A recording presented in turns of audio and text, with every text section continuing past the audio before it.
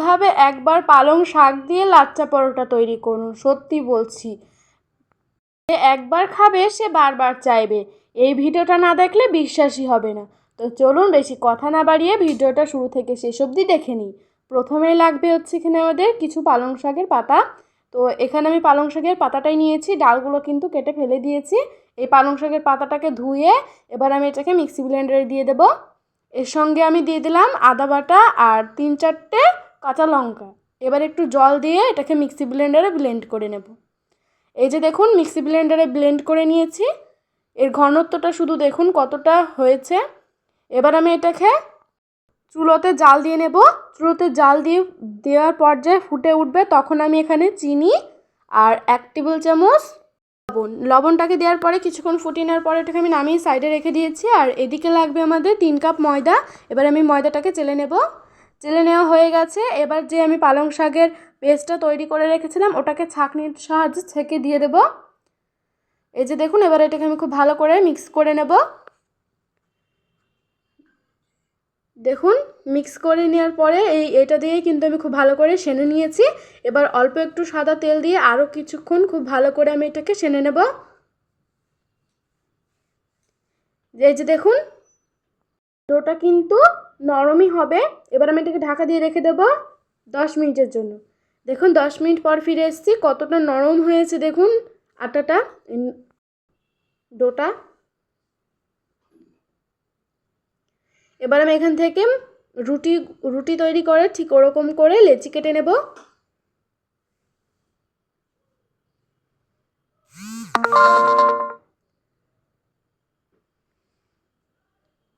এইভাবে সমস্ত লেচিগুলোকে আমি কেটে নেব।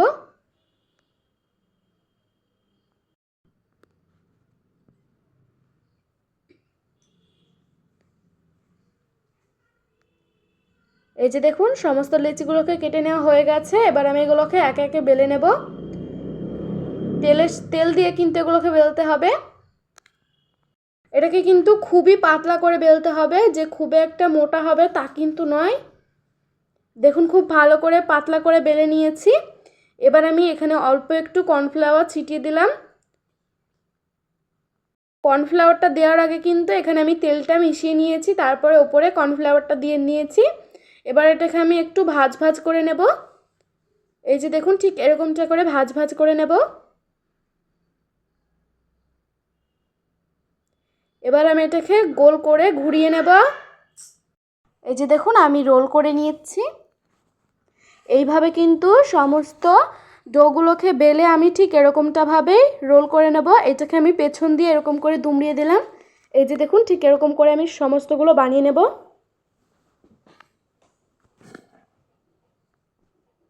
দেখুন ওপরে আমি আবার একটু তেল মাখিয়ে নিয়ে কর্নফ্লাওয়ারটা দিয়ে দিয়েছি। এটাকে খুব ভালো করে আমি ওপর দিয়ে মিক্স করে নেব। এই যে দেখুন এমন করে নিয়েছি। আবারও ভাজ করে উল্টিয়ে নেব।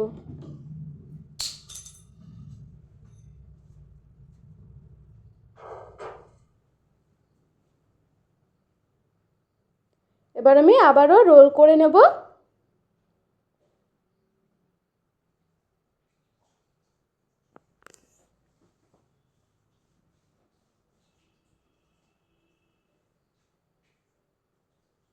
এই যে দেখেন এটাও আমি রোল করে নিয়েছি। এই যে দেখুন আমি এটাকেও বানিয়ে নিয়েছি। এভাবে কিন্তু সমস্ত রোলগুলো আমি বানিয়ে নেব। এই যে দেখুন সমস্ত রোলগুলো কিন্তু আমি বানিয়ে নিয়েছি। এবার এগুলোকে আমি একে একে বেলে নেব।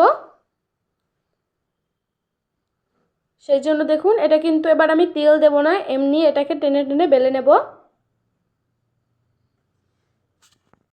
এটা কিন্তু হালকা একটু মোটা হবে, খুব একটা পাতলা হবে তা নয়, এটা একটু মোটাই হবে।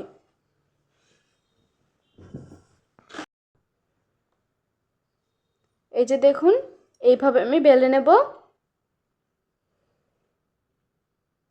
এটা কিন্তু আমার বেলে নেওয়া হয়ে গেছে। আর আগে থেকে আমি কড়াইটাকে গরম করতে রেখে দিয়েছিলাম। এটাকে আমি কড়াইতে দিয়ে দেব। আবারও একটু উল্টিয়ে দেব। পরে কিন্তু আবারও একটু তেল দিয়ে আমি এটাকে ভেজে নিয়েছি। এবার আমি এটাকে হাতের সাহায্যে বাড়ি মেরে লেয়ারটাকে ছাড়িয়ে নেব। আবারও দেখুন, আমি আপনাদেরকে আবারও একটু বেলে দেখাচ্ছি। এই যে দেখুন, এটা কিন্তু হয়ে গেছে। আবারও আমি কড়াইতে দিয়ে দেব।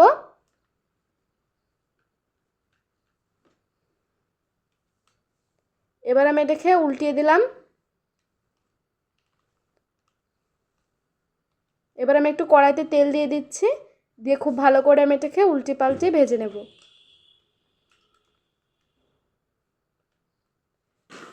এই যে দেখুন, এটা আমাদের হয়ে গেছে। এটাকে আমি তুলে নেব। এটাকে গরম অবস্থাতে হাতের সাহায্যে আমি এটাকে বাড়ি মারব। এই যে দেখুন কতটা সুন্দরভাবে হয়ে গেছে। এইভাবে কিন্তু সমস্ত লাচ্চা পরোটাগুলোকে তৈরি করে নেব। এই যে দেখুন, সমস্ত লাচ্চা পরোটাগুলো কিন্তু আমার তৈরি হয়ে গেছে। কতটা সুন্দরভাবে, কতটা সিম্পলভাবে যে তৈরি হয়ে গেল, না বানালে বিশ্বাসই হবে না। নিত্য নতুন ভিডিও পেতে চ্যানেলটিকে সাবস্ক্রাইব করে রাখবেন, আর ভিডিওটা যদি ভালো লাগে লাইক কমেন্ট শেয়ার করে দেবেন। কতটা সুন্দর হয়েছে দেখুন। আর এই পরোটাগুলো কিন্তু আপনারা বাচ্চাদের টিফিনেও দিতে পারেন। ভিডিওটা এখানে শেষ করছি। আল্লাহ হাফেজ।